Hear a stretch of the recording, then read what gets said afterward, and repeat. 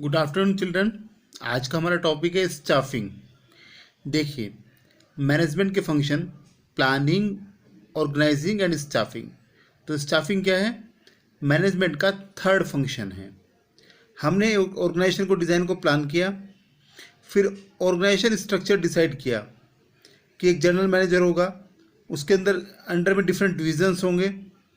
तो functional division मान लीजिए, मानते हैं कि फंक्शन के अकॉर्डिंग क्या का है, परचेजेस का है, प्रोडक्शन का है, मार्केटिंग का है, फाइनेंस का है, अकाउंटेंसी का है, ह्यूमन रिलेशन का है, स्टाफिंग का है। ठीक है ना।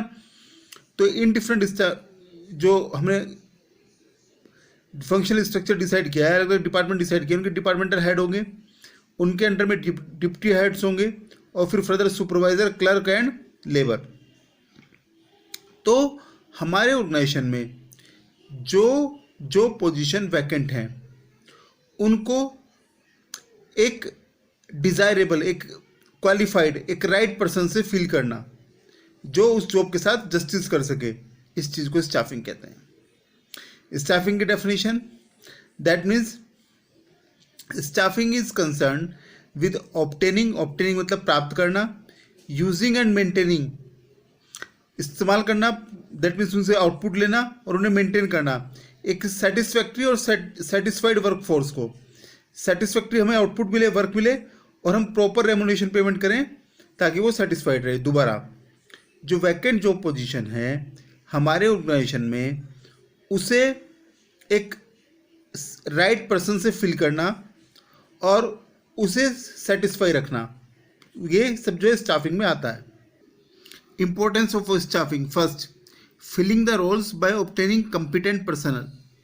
जो पोजीशन वैकेंट है उन्हें फिल करना है एक competent पर्सन को अपॉइंट करके। Second, higher performance. Staffing ensure करती है कि जो राइट पर्सन है, जिसे राइट जॉब पर हमने फिल किया है, पुट किया है, तो वो क्या है, अपनी मैक्सिमम एफिशिएंसी से हमें best results they. Third, continuous survival and growth. कोई भी ऑर्गेनाइजेशन जो होता है उसमें जो ह्यूमन बीइंग है, ह्यूमन रिसोर्स है, वो डिफरेंट रिसोर्सेज को यूज़ करके आउटपुट और रिजल्ट देते हैं। तो अगर हमने राइट पर्सन को अपॉइंट किया है तो ऑर्गेनाइजेशन सर्वाइव भी करेगा और ग्रोथ भी करेगा। Fourth, optimum utilisation of human resources. जो ह्यूमन रिसोर्सेज हैं उनका हम सही से इस्तेमाल करें। ठीक है ना। जैसे ओवर स्टाफिंग ना हो और इसके साथ के अंडर स्टाफिंग भी नहीं हो। अगर ओवर स्टाफिंग होगी तो वर्क क्या डिसरप्ट हो जाएगा। Next, improve job satisfaction and moral. जो हम एम्प्लॉयज जिनसे हम वर्क लेते हैं उन्हें वर्क के अगेंस्ट फेयर कंपनसेशन देते हैं, फेयर रिवार्ड देते हैं, फेयर सैलरी एंड वेजेस देते हैं जो उनके कंट्रीब्यूशन को मैच करे। जो उनके कंट्रीब्यूशन को मैच करता है स्टाफ क्या है, जॉब सेटिस्फाई होता है और उसका मोरल ऊंचा होता है अगर हम उसे सही रिवार्ड, सही सैलरी, सही कमीशन देते हैं। सीधी सी बात है, हमारा एम्प्लॉयज जिस तरह की आउटपुट दे रहा है उसके अकॉर्डिंग उसे सेटिस्फैक्ट्री सैलरी दें। Staffing as a part of human resource management, HRM। देखिए, जो ऑर्गेनाइजेशन छोटे होते हैं वहाँ पर स्टाफिंग की प्रोसेस होती है, प्रॉपर स्टाफ को अपॉइंट किया जाता है और उनसे आउटपुट ली जाती है। जैसे आपका स्कूल है तो स्कूल में क्या है, मोर देन 50-60 टीचर्स होते हैं। तो ऐसे में क्या है, कोई सेपरेट डिपार्टमेंट की भी जरूरत नहीं पड़ती। प्रिंसिपल जो होता है वो खुद ही स्टाफिंग की रिस्पॉन्सिबिलिटी को प्ले करता है, वो खुद ही अपॉइंट करता है टीचर्स को। लेकिन जैसे ही ऑर्गेनाइजेशन बड़ा होता है, जैसे ही ऑर्गेनाइजेशन बड़ा हो जाता है तो हम इसके लिए एक सेपरेट डिपार्टमेंट बना लेते हैं। जैसे रिलायंस इंडस्ट्रीज़ हैं या टाटा इंडस्ट्री है, तो वहाँ पर क्या है, हजारों लोग अंडर वर्क हैं, एम्प्लॉयड हैं, तो उनके लिए क्या एक सेपरेट डिपार्टमेंट बनाते हैं हम, ह्यूमन रिसोर्स मैनेजमेंट डिपार्टमेंट। उसके फंक्शंस क्या होते हैं, फर्स्ट रिक्रूटमेंट, सर्च करता है क्वालिफाइड पीपल को। सेकंड, एनालिसिस करता है जॉब को और कलेक्ट करता है इन्फॉर्मेशन जॉब के बारे में, और जॉब डिस्क्रिप्शन तैयार करता है। What is job description, important question है। ये वो डिटेल होती है जो एम्प्लॉय के लिए गाइडलाइन होती है कि उसे अपनी जॉब को क्या कैसे परफॉर्म करना है और क्या आउटपुट देनी है। थर्ड, डेवलप करते हैं compensation and incentive plan. Compensation मतलब जो एम्प्लॉय हमारे लिए काम कर रहा है वो उस काम के अगेंस्ट हमारे से सैलरी और वेजेस क्लेम करेगा, तो हम उसके लिए सैलरी एंड वेजेस के प्लान बनाते हैं, इंसेंटिव के प्लान बनाते हैं। अगर वो अच्छा काम कर रहा है तो उसे रिवार्ड के लिए प्लान बनाते हैं। ट्रेनिंग एंड डेवलपमेंट होती है एम्प्लॉयज़ की, ताकि वो सही से परफॉर्म कर सकें और कैरियर ग्रोथ ले सकें। फॉर मेंटेन करते हैं लेबर रिलेशन और यूनियन मैनेजमेंट रिलेशंस को। 6 हैंडल करते हैं ग्रीवेंसेस को, शिकायतों को और कंप्लेंट को एम्प्लॉयज़ की। 7 सोशल सिक्योरिटी और वेलफेयर ऑफ एम्प्लॉयज़ के लिए काम करते हैं। 8 अगर कंपनी के अगेंस्ट कोई लॉ सूट है, किसी एम्प्लॉय ने कोई केस किया है, तो उसे डिफेंड करते हैं और कोशिश करते हैं कि लीगल कॉम्प्लिकेशन से कंपनी को बचा सकें। तो स्टाफिंग क्या है? एक इनहेरेंट पार्ट है ह्यूमन रिसोर्स मैनेजमेंट का। दैट मीन्स स्टाफिंग एक पार्ट है ह्यूमन रिसोर्स मैनेजमेंट का। ये क्या होता है? ये करता है बेटा, फाइंड करता है, इवैल्यूएट करता है, इस्टेब्लिश करता है वर्किंग रिलेशन विद पीपल। जो हमारे एम्प्लॉयज़ हैं उनमें और कंपनी में एक रिलेशन डेवलप करता है, रिलेशन को फाइंड आउट करता है और इवैल्यूएट करता है। स्टाफिंग की प्रोसेस, इसमें डिफरेंट स्टेप्स हैं, 1 बाय 1 समझते हैं। First of all, estimating man power requirement. हमारा जो ऑर्गेनाइजेशन है, हमारी जो फैक्ट्री है, हमारी जो कंपनी है, उसमें हम ये तय करते हैं कि हमें कितनी मैन पावर की ज़रूरत है। फॉर एग्जांपल, हमारा स्कूल है, उसमें पीआरटी में 2 सेक्शन होते हैं, मतलब first A first B, 2A 2B, तो 5 तक कितनी क्लासेस हो गई? 10। मान लीजिए सब्जेक्ट 6 होते हैं, तो ओवरऑल कितनी क्लासेस हो गई? 60। और अगर हम एक टीचर को 6 क्लासेस देते हैं तो हमें कितने टीचर की रिक्वायरमेंट होगी? 10 की। इसी तरह कोई भी बिजनेसमैन, कोई भी कंपनी जो है, first of all workload analysis करती है कि हमें किस नेचर के, कितने संख्या में, नंबर में और किस क्वालिफिकेशन और एक्सपीरियंस के लोगों की ज़रूरत है। जैसे इंजीनियरिंग कंसर्न में इंजीनियर्स की ज़रूरत होगी, अगर अकाउंट्स डिपार्टमेंट है तो हमें प्रॉपर क्लर्क की ज़रूरत होगी जो कम से कम ग्रेजुएट हो कॉमर्स से, ठीक है ना। तो हम वर्क को, लोड को एनालिसिस करते हैं, कितनी संख्या में और किस टाइप की ह्यूमन रिसोर्सेज चाहिए। उसके बाद वर्क फोर्स एनालिसिस करते हैं, हम देखते हैं कि हमारे पास अवेलेबल जो वर्क फोर्स है वो कितनी कैपेबल है वर्क को करने के लिए। वर्कलोड एनालिसिस, कितना वर्क है, हमें कितने लोगों की ज़रूरत है, वर्कफोर्स कितना अवेलेबल है, इन दोनों को कंपेयर करके हम ये डिसाइड करते हैं कि हमें कितने लोगों की और ज़रूरत है। रिक्रूटमेंट में क्या है? हम इंड्यूस करते हैं, अपने एनवायरनमेंट से इंड्यूस करते हैं लोगों को कि जो हमारी वैकेंट पोजीशन है हमारे बिजनेस में, उन्हें फिल करने के लिए, उन पे जॉब करने के लिए लोगों को क्या करते हैं?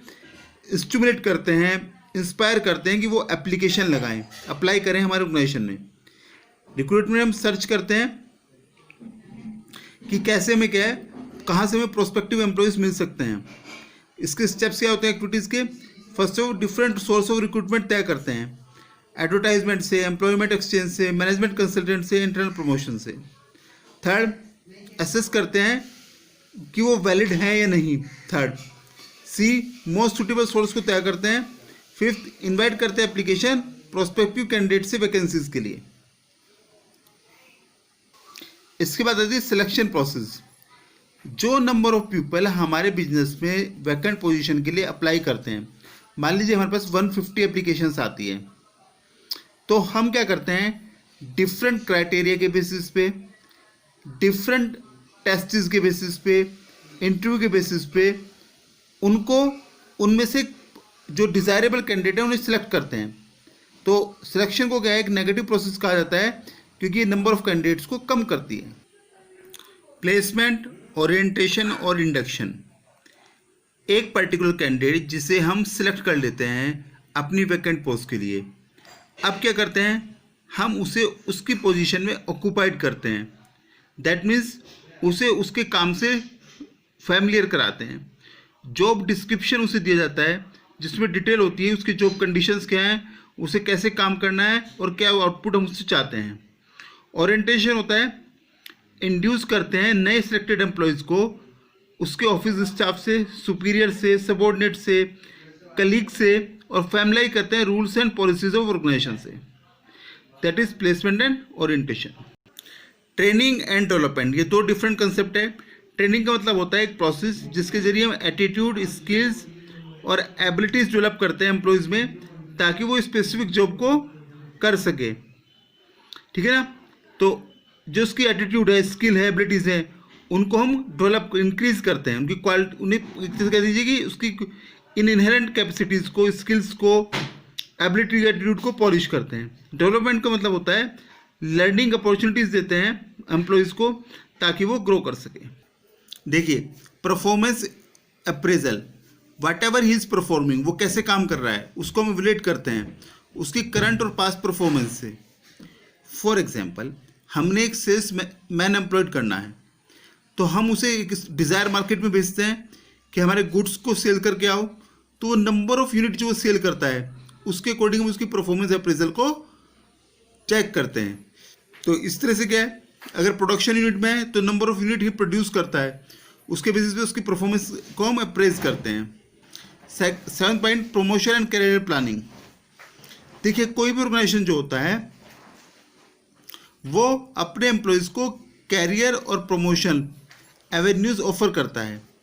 मैनेजर एनकरेज करते हैं एम्प्लॉयज़ को कि वो ग्रो करें, अपने फुल पोटेंशियल को एनालिसिस करें, और अगर वो अच्छी परफॉर्मेंस करते हैं तो उन्हें प्रमोट किया जाता है। Next one is the composition, compensation. Compensation का मतलब है वो पेमेंट या रिवार्ड जो एम्प्लॉयज़ को उनके वर्क के अगेंस्ट पेमेंट करते हैं। डायरेक्ट फाइनेंशियल पेमेंट जो होता है ये टाइमली बेसिस पे होता है। ठीक है, फर्स्ट टाइम बेस्ड जो होता है, जैसे हम डेली दे रहे हैं, वीकली दे रहे हैं, मंथली, एनुअली, या परफॉर्मेंस बेसिस जो होता है, एक सेल्समैन ने कितनी यूनिट बेची या एक वर्कर ने कितनी यूनिट प्रोड्यूस की, तो ये डायरेक्ट फाइनेंशियल पेमेंट होता है। इनडायरेक्ट पेमेंट होता है कुछ फैसिलिटीज़ जो हम अपने एम्प्लॉयज़ को देते हैं, जैसे free medical facilities, employer paid insurance, vacations देते हैं, रेंट फ्री होम देते हैं, फ्री कार्ड्स देते हैं। फैक्टर्स जो इन्फ्लुएंस करते हैं किसी प्लान को, वो डिसाइड होते हैं लेबर लॉज से, लीगल फैक्टर से, ट्रेड यूनियन की पॉलिसीज से, कंपनी की पॉलिसी से और इक्विटी से।